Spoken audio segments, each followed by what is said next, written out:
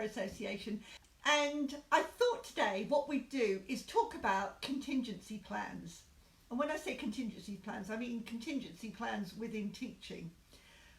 It's a subject that came up this week in one of my classes, and I thought I would share with you what actually a contingency plan is, why we need one, and I thought I'd also give you about 5 situations where a contingency plan really comes into its own, and also how I would potentially deal with it, and hopefully it'll help you when you're in a situation like this.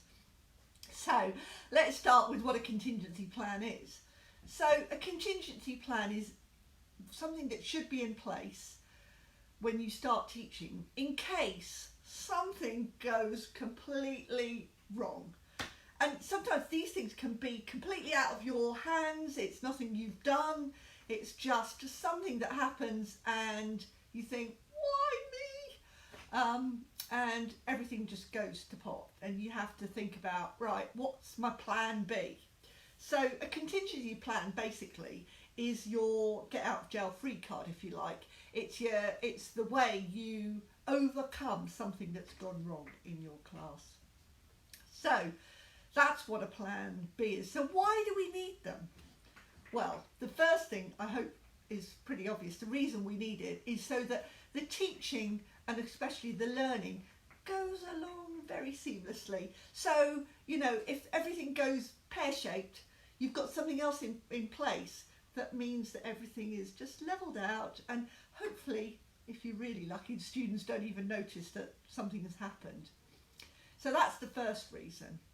The second reason is because if something does go wrong and you've got a plan B, you're in control and you can sort it out.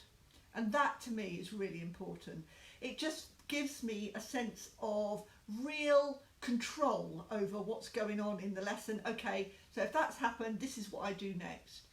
But also, thirdly, it gives me a little bit of confidence, a bit of self-confidence that, you know, I know that if something's going to go pear-shaped, that I can deal with it and I can sort it out, and, you know, whatever happens, the students will be able to continue to learn and I'll be able to give them the best that I can under the circumstances.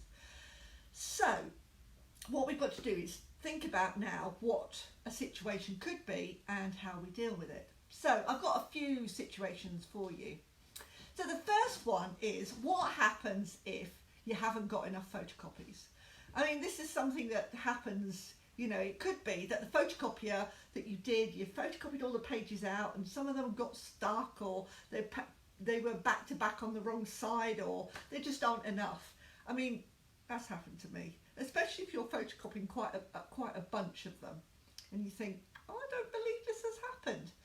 So the best thing to do is, first of all, work out, when you get to the class and you've realised the situation, work out what you have got and try and work out a way that you can use them, the bits that you have got, if they're going to be any use. The second thing to do is put people in pairs or groups and use one handout for all of them, or obviously not one for all of them, but one for each group. That will make things easier. Also, if you've got a receptionist on duty, you may be able to ask them, say, look, could you photocopy these for me? Or it might be that you can ask somebody else in the college, would they mind photocopying these off for you?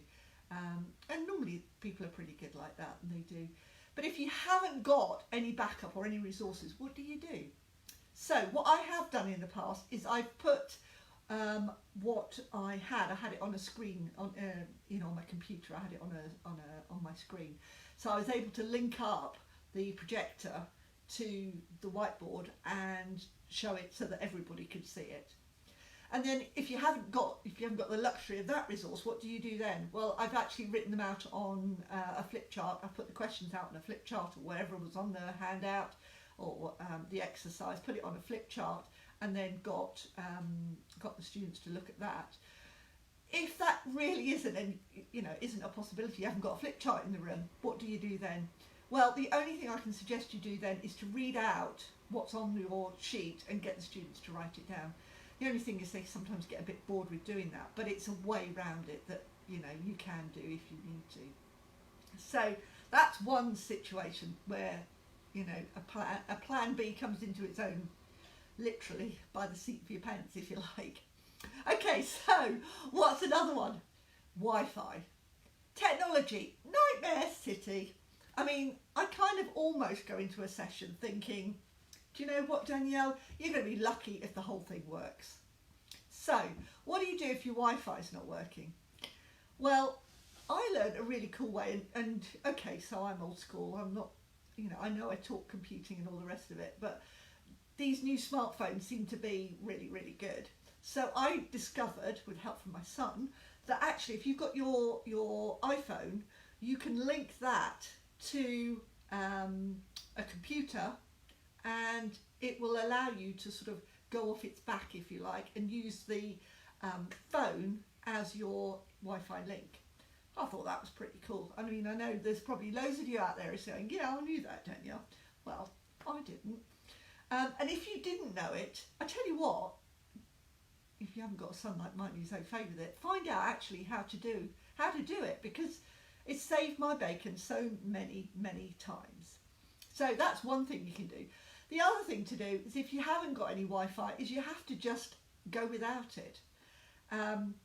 If it's something like a film or something like that I was going to show, or there's a particular bit of film that I've made, a video maybe I've made, what I tend to do also is have it on a stick, or I download it onto my laptop, so I've got it there ready to use. But Wi-Fi is one of those things, if it's gone, it's gone. There's, you know, there isn't a lot you can do. So what would you do for your plan B is actually think, right, okay, what will I do if I can't get that going? It can be a bit of a nightmare, but what would I actually do? How can I get around that? What other resources can I use so that I don't have to use the Wi-Fi? Which reminds me, make sure when you're going into, especially into a building where you've not worked before, or you're not too sure of how everything's set up, make sure you know how it's set up. And secondly, get the usernames and also the passwords, otherwise you're not going to get very far anyway. But that's really important, obviously. So that's what to do if the Wi-Fi isn't working. So another situation might be that, say you're working in a college, you've been asked to teach somebody else's class, maybe they're poorly, or they've got to go and attend a meeting, or something's happened and you have to deliver their class. And guess what? Make it even more interesting. You don't have a scheme of work or a lesson plan, you've got nothing. You just got to go in and teach. Excuse me? That's, you know, a tall order. So what I would say in those circumstances is, when somebody tells you, okay, you're going to be teaching this class, get as much information from them as you possibly can. You know, things like, okay, what subject is it? Hopefully it's one that you teach a lot anyway, but what subject is it? And not only just the subject area, but break it down, little topics. What were they doing? How do I know what to teach? Also, are they a GCSE class or an examination class, for example? Or are they, say it's an English class, are they GCSE English? Is it creative writing? Are you doing something to publish their work? As much information as you can possibly get. And then I'm afraid it's kind of going with gut feeling. I mean, if going back to the example of an English class, I would do something probably like apostrophes, using apostrophes, or if a textbook, I'd use something that I'm very familiar with, and do a session around something like that, a character, or something that's happened in a book, and look at this. So try, as I say, get as much information as you can and do it from that way, because otherwise it's really difficult. You can only do the best you can in that situation. Okay, another situation might be that your students turn up for their next session and they go, guess what? You gave me all that homework and I didn't understand a word of it. Couldn't do it, didn't know what you were asking me, found it really difficult. Did you mean this? Did you mean that? And all the rest of it. And it's you feel bad because you set the homework and they don't know how to do it. So what do? I mean, you've planned a nice lesson and you were going to move on to this, and this. What I say is stop. Don't get rid of your lesson plan. You can use all of that. You won't lose it. You can use all of that again when you do your next session. But what you need to do is go back and explain the homework. Go over the homework again. and go through it, explain what you expected, explain what you wanted them to do, and get them to start doing it in the class.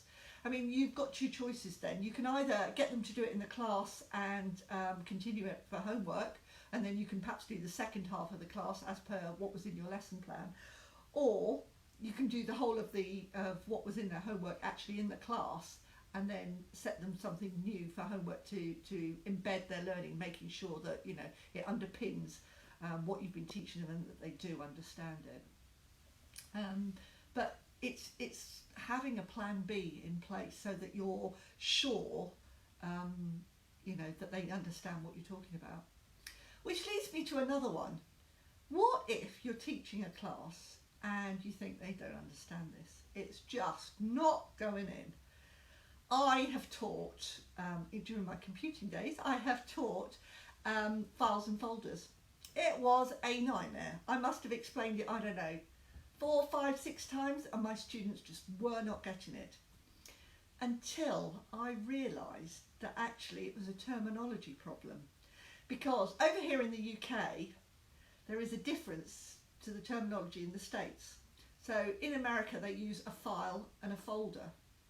Over here, a folder is a file and a file is a document. So I think my students were getting all in a muddle.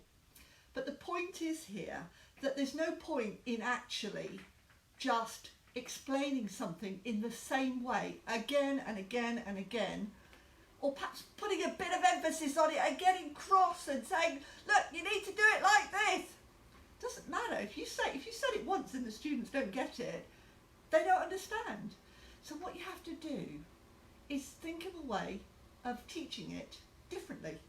Come at it from a different angle. You know, a bit like if there's a problem in the road, you go over it, round it, underneath it. You've got to think of a way of getting the message across, but using different words or using different examples. I've even had it where a student in my class, I have to say, was a tad embarrassing at the time. I'd explained something and they weren't getting it. And then the student went, what she means, guys, is da da da da da. And I went, yeah, that was what I meant. So what I'd say to you is sometimes the students can explain it better than you can. But the point is you need to get the message across. And just don't keep saying it in the same way. Try different ways of doing it, or different exercises, or explaining it in a different manner so that they can get it. So when you're thinking, you know, you're planning your sessions, think about what you can do should things go wrong. I mean, another one just off the top of my head is, you know, you're doing a presentation, maybe a PowerPoint presentation, and your power goes down. Just have a set of slides ready to go. You know, you can print them out, I think 3, sometimes 6 to a page, but have those ready so that you can show the students, you know, you've got those as a backup plan, as it were. So, backup plans, so important. Plan Bs, because, as I say, it means that your teaching goes on seamlessly, the learning continues to happen without any hiccups, hopefully, and also it gives you a bit of confidence, and you know that you're in control should something go wrong with the session. So I hope that has given you some ideas, and I would say to you, always, always, always have a backup plan. Have a plan B, because there's nothing worse than something going wrong and you not being able to deal with it.